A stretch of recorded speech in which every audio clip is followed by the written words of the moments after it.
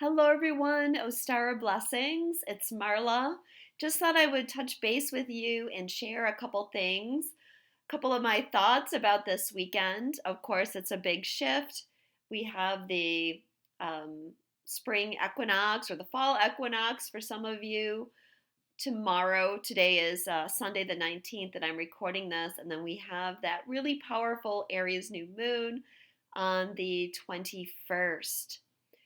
But I wanted to touch base on just a few things that I wanted to mention from my perspective. I know this is such a big shift and it's been talked about a lot, so I don't want to go too deep into it.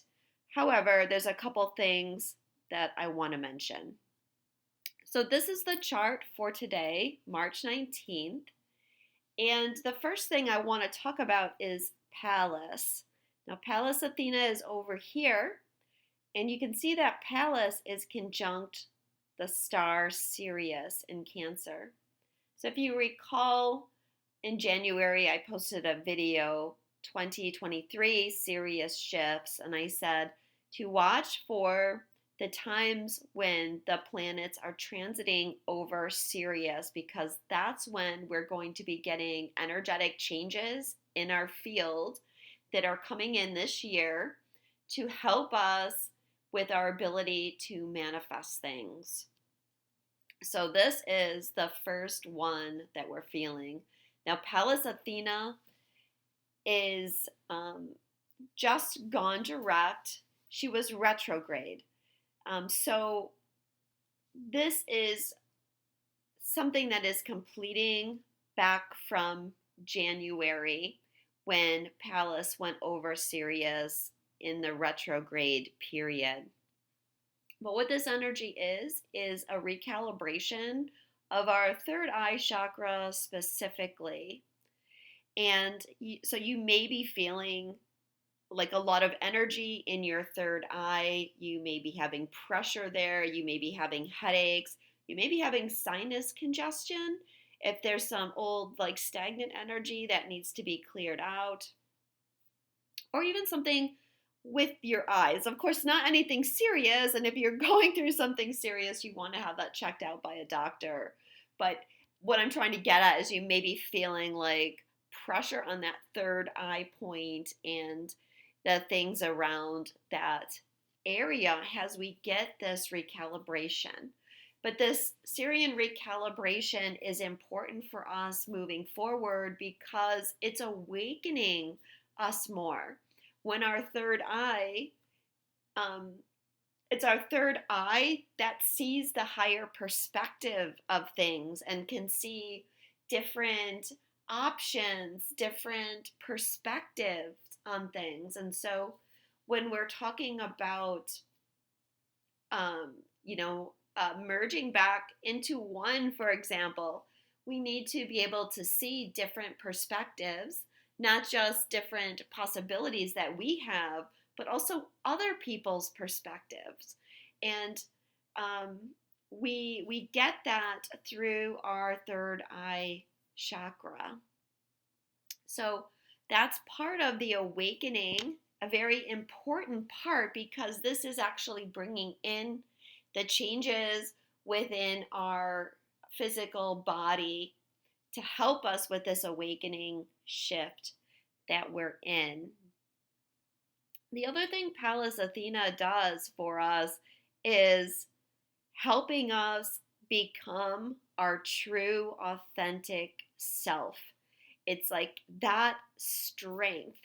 And Pallas is an interesting mythological character because Pallas is a female, but she has a lot of masculine qualities.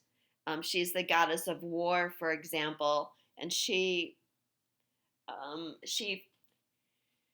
the goddess of war through the energy of strategy. Again, being able to see these different perspectives and create a strategy, which is another thing that you could certainly be thinking about, because as we head into this Aries new moon and we're thinking about what is manifesting for us, we might be thinking about what strategy we're going to take in that regard, or we might be getting some ideas about that strategy. Although, to be honest, I think right now most people are feeling like they're in a type of void energy where really nothing is clear. And that's okay because of the recalibration in the third eye. There's like a rewiring happening. And so sometimes, depending on where we are or what is happening, it may feel like a disconnection from that part because of the energy that is being shifted, the work that is happening there. It's like it goes offline for a little bit. So you may be feeling like you have no clarity. Things are very confusing. You may feel like you're a little bit disconnected from your intuition or from your guides. Um, and yeah, feeling in that kind of void energy. Like, I know something's changing, but what is changing? I have no idea. I have no idea what's going to happen. So if you're there, that's absolutely okay. But yeah, so she's interesting in that way that she combines feminine and masculine qualities. Um, so Pallas has a lot of strength, and Pallas wants us to be our true, authentic self, no matter what. And it gives us that strength to do that. Now, this is also very important going forward in the new beginning and the shifts that everyone is creating, because when we step deeper into this manifestation energy, we have to be ourselves. That's the best and quickest way to manifest things, is to be ourselves, because when we're ourselves, we're totally aligned with that. It's when the ego steps in and the ego becomes afraid and the ego gets nervous about what's going to happen and judgments, that the idea that we have to wear a mask or we have to put on some kind of persona comes in. Now, today you can see too that Pallas is in an exact square with Chiron. And this is another important aspect, because our wound is definitely being triggered right now. And to make it even drive that point home, the universe is giving us a little of the moon conjunct Saturn energy today too. So it's like going deep into the subconscious and the wounds and what triggers us and where are the limitations that we're still facing. So let's go over to the new moon chart, which, as I said, is Tuesday, and tomorrow is the equinox. So that new moon is on the Aries point, as I mentioned, and the Sabian is a woman risen out of the ocean. A seal is embracing her. So, like I said, I talk about the Sabian a lot whenever it's active, because it is something being manifest out of the water. This woman is being manifested.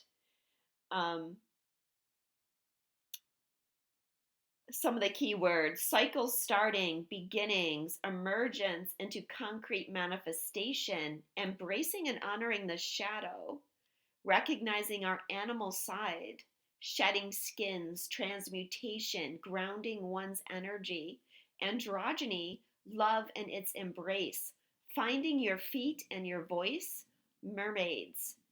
The cautions are using masculine power to overshadow emotions, refusing to move on, feeling held back by fears and old life patterns, falling back into previous unsatisfactory conditions, dragging others backward, being just another fish in the sea.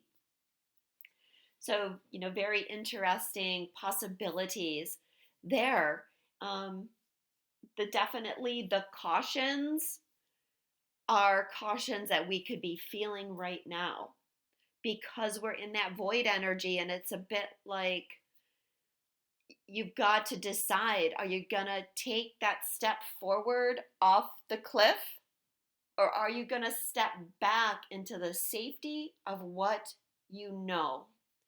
And this is where you really need that strength and that third eye to come through and tell you, no, don't step back into the old. Take the risk, take the chance, try something different. Okay, so that might be something that you're facing right now as well. Now, what is it that could be holding us back? Well, it's the old wounds and the fears. That's where we need to come back to Chiron here. And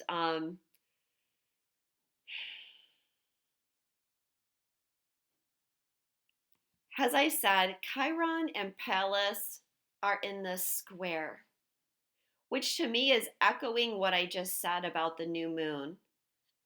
Are we going to go forward, or is the past going to hold us back? And this recalibration is really to help us see into the truth of what we need to do right now.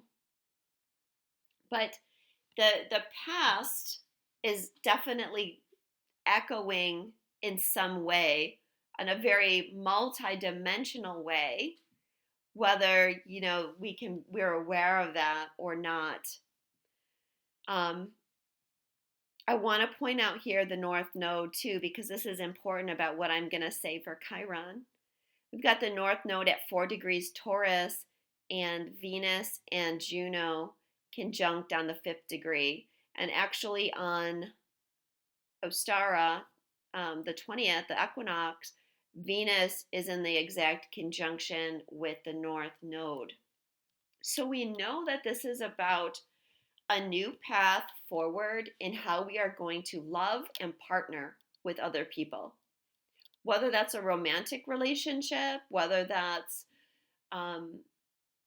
soul family, or whether that's with Earth and humanity as a whole, we're trying to manifest a way that we can come together, come into a state of union on all these different levels. So there is this push, right, to change, to do something differently, to follow our path.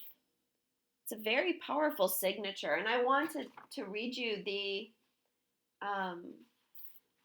Sabian symbol for that degree of Taurus where the North Node is, and Venus will be, like I said, on the 20th. A youthful widow, fresh and soul cleansed from grief, kneels at an open grave to receive the secrets of eternal life. Keywords are gradual realization of the illusion of matter, letting go of what no longer works, purging and burning the past, giving up past grievances, the passage of grief, receiving the gifts that loss and separation can bring through time, grief, divorce, loss, near-death experiences. The cautions are wasting time staring at lost opportunities, grudges and bad feelings that last much longer than needed, staring at the issues of loss and death, war and its horrors, the feeling that one has no future, people or events that won't leave one's memory, hanging on for fear of the future. Okay? Another Sabian that's really lining up with this energy. But it's the grief.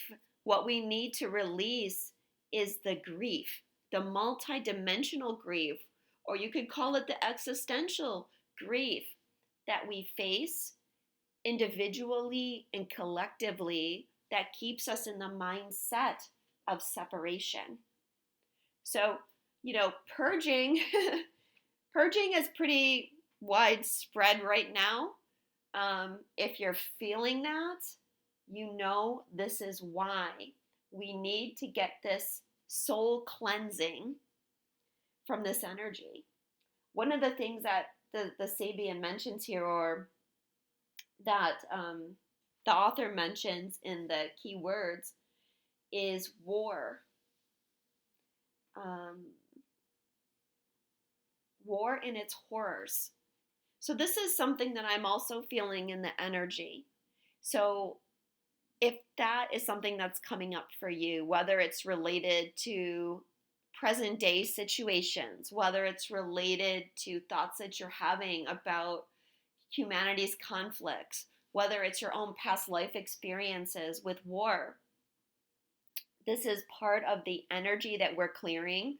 Going back to last year when I talked about, I did a video on healing the war wound and separation within the soul group.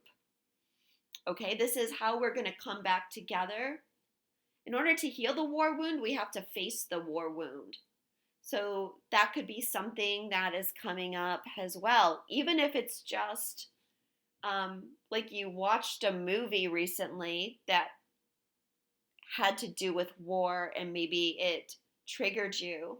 But remember, Pallas Athena is also the goddess of war. So at least that's the Greek mythology around Pallas. These things shift as our consciousness expands. So I don't want you to really like focus on that aspect of Pallas, but focus more on part of the activation we're receiving could be around the energy of war in some way. Which takes us back to Chiron once again. And we've got to face the wound to move forward, and that's why the purging is happening. And we have Jupiter crossing Chiron right now as well, which is a big expansion of the wound. It's like you can't not face this wound right now because Jupiter is in that energy of expansion and also truth. Jupiter is truth, and Jupiter relates to justice for me as well.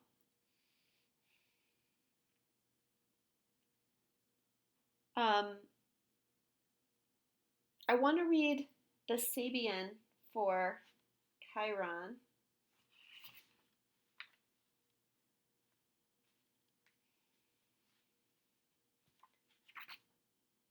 No, I actually want to read the Sabian for Union.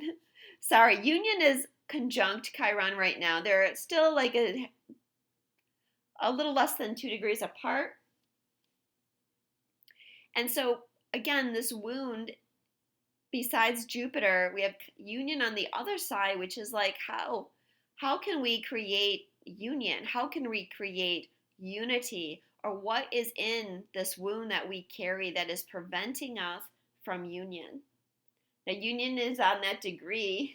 Another one I talk about a lot, a bomb which failed to explode is now safely hidden from discovery. Again, that touches on that war energy, but also the pressure. And I think that's something that people can be feeling in the energy, is there's a lot of pressure to do something. At the same time, it's like, well, what do I do? I don't have clarity on what I should do. And so there's frustration, there's anger,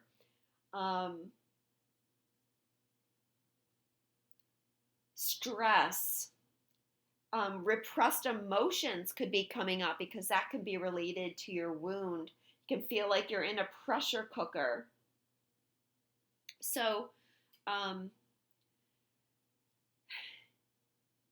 all of these things are forcing stuff to the surface, and it's all bringing it back to how can you be you? How can you be your true self? And how can you open that part of yourself up into the community, And that's going to bring you this love and connection in a new way. It's like becoming real.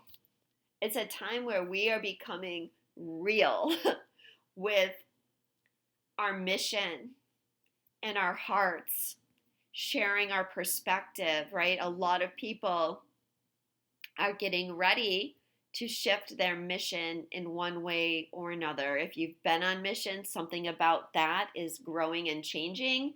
If you felt like you haven't quite been to where you really want to be with your mission, then after this new moon, things begin to manifest much more rapidly for you.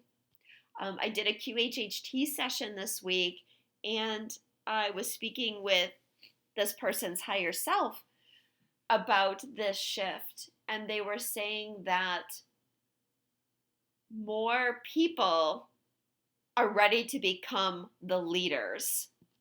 So if you have felt like you've been, I guess, following, I don't particularly like that word in this context, but if you have been quietly transforming, and there's been other people that have been helping you with that transformation, it's like you're ready now to be that butterfly, and you are becoming the leader, and people are going to be looking up to you for what you can share. But the way that we do that is by gotta peel away these layers of fear. It's part of healing the wound of persecution, and that fear of being ourself, because so many have faced persecution in the past. But this is the new beginning, a very tangible new beginning where things are going to be manifesting much stronger than before. Now, things are manifesting more rapidly, and I'm sure that many of you are feeling that, but I think it's going to be on a larger scale. And it's important, like I said, and I've said in other videos, it's important for us to be in that sense of purity in our heart when we take these steps to become the manifester. So,